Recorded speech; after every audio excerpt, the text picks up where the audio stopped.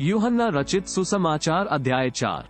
जब यीशु को पता चला कि फरीसियों ने सुना है कि यीशु यूहन्ना से अधिक लोगों को बपतिस्मा दे रहा है और उन्हें शिष्य बना रहा है, यद्यपि यीशु स्वयं बपतिस्मा नहीं दे रहा था बल्कि यह उसके शिष्य कर रहे थे, तो वो यहूदिया को छोड़कर एक बार फिर वापस गलील चला गया। इस बार उसे सामरिया होकर जाना पड़ा, इसलिए वो सामरिया के एक नगर सूखार में आया। यह नगर उस भूमि के पास था जिसे याकूब ने अपने बेटे यूसुफ को दिया था। वहाँ याकूब का कुआं था। यीशु इस यात्रा में बहुत थक गया था, इसलिए वो कुएं के पास बैठ गया। समय लगभग दोपहर का था। एक सामरी स्त्री जल भरने आई। यीशु ने उससे कहा, मुझे जल दे। शिष्य लोग भोजन खरीदने के लिए नगर में गए हुए थे। सामरी स्त्री ने उससे कहा, तो यहूदी होकर भी मुझसे पीने के लिए जल क्यों मांग रहा है? मैं तो एक सामरी स्त्री हूँ। यहूदी तो सामरियों से कोई संबंध नहीं रखते। उत्तर में यीशु ने उससे कहा, यदि तू केवल इतना जानती कि परमेश्वर ने क्या दिया है और वह कौन है जो तुझसे कह रहा है, मुझे जल दे, तो तू उससे मांगती और वह तुझे स्वच्छ जीवन जल प्रदान करता।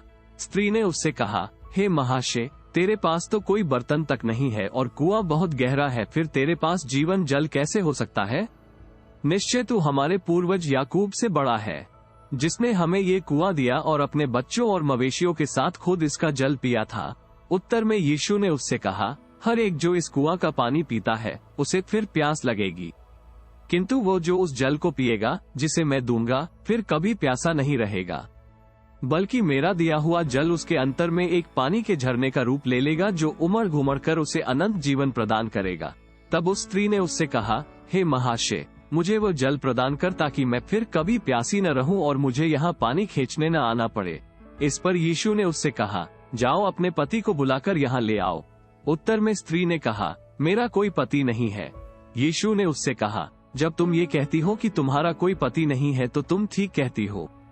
तुम्हारे 5 पति थे और तुम अब जिस पुरुष के साथ रहती हो वह भी तुम्हारा पति नहीं है, इसलिए तुमने जो कहा है सच कहा है। इस पर स्त्री ने उससे कहा, महाशय, मुझे तो लगता है कि तू नबी है। हमारे पूर्वजों ने इस पर्वत पर आराधना की है, पर तू कहता है कि यरूशलेम ही आराधना की जगह है। यीशु ने उससे कहा, हे स्त्री, मेरा विश्वास कर कि समय आ रहा है जब तुम परम पिता की आराधना न इस पर्वत पर करोगे और न यरूशलेम में। तुम सामरी लोग उसे नहीं जानते जिसकी आराधना करते हो, पर हम यहूदी उसे जानते हैं जिसकी आराधना करते हैं, क्योंकि उद्धार यहूदियों में से ही है। पर समय आ रहा है और आ ही गया है जब सच्चे उपासक पिता की आराधना आत्मा और सच्चाई में करेंगे। परम पिता ऐसा ही उपासक चाहता है। परमेश्वर आत्मा है और इसीलिए जो उसकी आराधना करे उन्हें आत्मा और सच्चाई में ही उसकी आराधना करनी होगी। फिर स्त्री ने उससे कहा, मैं जानती हूँ कि मसीह यानी ख्रीष्ट आने वाला है। जब वह आएगा तो हमें सब कुछ बताएगा। यीशु ने उससे कहा, मैं जो तुझसे बात कर रहा हूँ वही हूँ। तभी उसके शिष्य वहाँ लौट आए और उन्हें ये देखकर सचमुच बड़ा आश्चर्य हुआ कि वो एक स्त्री से बातचीत कर रहा है। पर किसी ने भी उससे कुछ कहा नहीं, तुझे इस स्त्री से क्या लेना है या तू इससे बातें क्यों कर रहा है?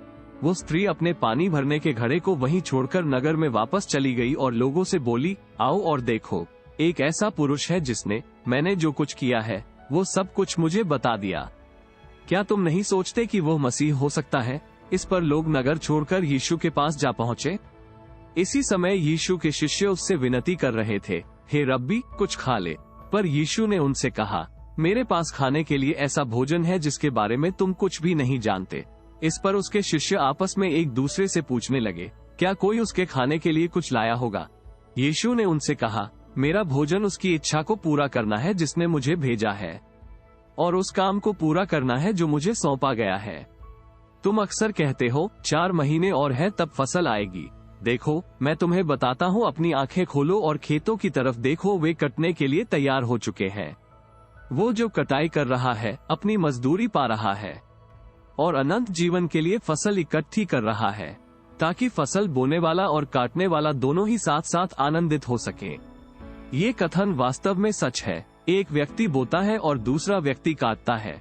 मैंने तुम्हें उस फसल को काटने भेजा है जिस पर तुम्हारी मेहनत नहीं लगी है, जिस पर दूसरों ने मेहनत की है, और उनकी मेहनत का फल तुम्हें मिला है। उस नगर के बहुत से सामरियों ने यीशु में विश्वास किया क्योंकि उस स्त्री के उस शब्दों को उन्होंने साक्षी माना था, मैंने जब कभी जो कुछ किया उसने मुझे उसके बारे में सब कुछ बता दिया। जब सामरी उसके पास आए तो उन्होंने उससे उनके साथ ठहरने के लिए विनती की। इस पर वो 2 दिन के लिए वहां ठहरा और उसके वचन से प्रभावित होकर बहुत से और लोग भी उसके विश्वासी हो गए। उन्होंने उस स्त्री से कहा, अब हम केवल तुम्हारी साक्षी के कारण ही विश्वास नहीं रखते, बल्कि अब हमने स्वयं उसे सुना है और अब हम ये जान गए हैं कि वास्तव में यही वो व्यक्ति है जो जगत का उद्धार करता है। 2 दिन बाद वो वहां से गलील को चल पड़ा, क्योंकि यीशु ने खुद कहा था कि कोई नबी अपने ही देश में कभी आदर नहीं पाता है। इस तरह जब वह गलील आया तो गलीलियों ने उसका स्वागत किया, क्योंकि उन्होंने वह सब कुछ देखा था जो उसने यरूशलेम में पर्व के दिनों किया था, क्योंकि वे सब भी इस पर्व में शामिल थे। यीशु एक बार फिर गलील में काना गया, जहां उसने पानी को दाखस में बदला था। अब की बार कफरनहूम में एक राजा का अधिकारी था जिसका बेटा बीमार था। जब राजाधिकारी ने सुना कि यहूदिया से यीशु गलील आया है तो वह उसके पास आया और विनती की कि वह कफरनहूम जाकर उसके बेटे को अच्छा कर दे, क्योंकि उसका बेटा मरने को पड़ा था। यीशु ने उससे कहा, अद्भुत संकेत और आश्चर्यकर्म देखे बिना तुम लोग विश्वासी नहीं बनोगे। राजाधिकारी ने उससे कहा, महोदय, इससे पहले कि मेरा बच्चा मर जाए मेरे साथ चल। यीशु ने उत्तर में कहा, जा, तेरा पुत्र जीवित रहेगा। यीशु ने जो कुछ कहा था उसने उस पर विश्वास किया और घर चल दिया। वो घर लौटते हुए अभी रास्ते में ही था कि उसे उसके नौकर मिले और उसे समाचार दिया कि उसका बच्चा ठीक हो गया। उसने पूछा, सही हालत किस समय से ठीक होना शुरू हुई थी? उन्होंने जवाब दिया, कल दोपहर 1 बजे उसका बुखार उतर गया था।